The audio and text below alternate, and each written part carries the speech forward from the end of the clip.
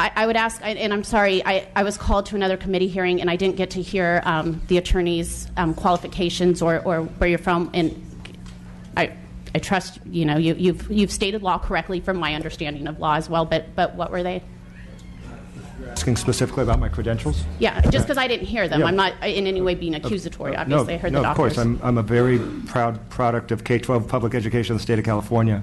I graduated with honors from Harvard University, and I graduated at the top of my class at Loyola Law School. Great. I clerked for the Ninth Circuit Court of Appeals in Pasadena, and I've been a practicing attorney who teaches education law. Okay.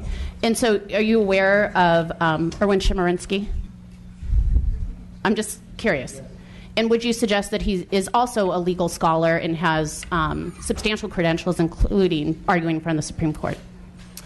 I believe Professor Chemerinsky has argued in front of the Supreme Court, but I'm not I can't speak to his other credentials. I just want to be clear, because I think he is the dean of the Irvine Law School, and I think that he has written both in a way that we can all read, but also extensively on why he feels this, in fact, is constitutional under the California Constitution. And I just note that because sometimes I think, and I value that, in law we can always find two people with very high credentials, and not to suggest that Senator Allen isn't on par with you or myself aren't on par with your legal credentials, but I just do want to point out that somebody who many of us would consider one of the foremost constitutional scholars in the state has actually suggested that this absolutely would be constitutional. Are you aware of that? I'm not.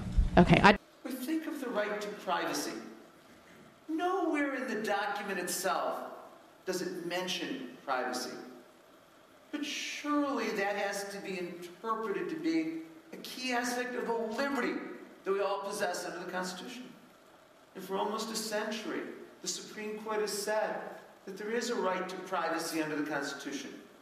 It includes things like a right to marry, a right to procreate, a right to custody of one's children, a right to keep the family together, a right to control the upbringing of one's children, a right to purchase and use contraceptives, a right to abortion, a right to refuse medical care, a right to engage in private adult same-sex sexual activity. Now, justices like Scalia and Thomas would say none of those rights should exist. But wouldn't you want to be governed under a constitution where there's no protection of privacy? Doesn't privacy itself show us why it has to be a living constitution? I find it, maybe ironic is the best word, that the very conservative justices who want to tell us it isn't a living constitution ignore this when it suits their purposes. Again, let me give you a couple of examples. And I want to ensure that I'm trying to the best of my ability to represent the vast majority. I'm lucky enough to have most of our schools be 100% vaccinated, but I know we need herd immunity in California. I think this is a great bill.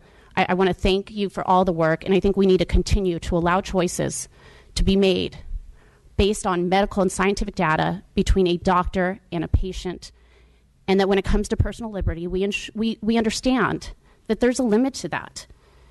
Personal liberty never includes the right to endanger other people, and that's what this bill is about. I will be voting yes. In fact, I'd like to move the bill.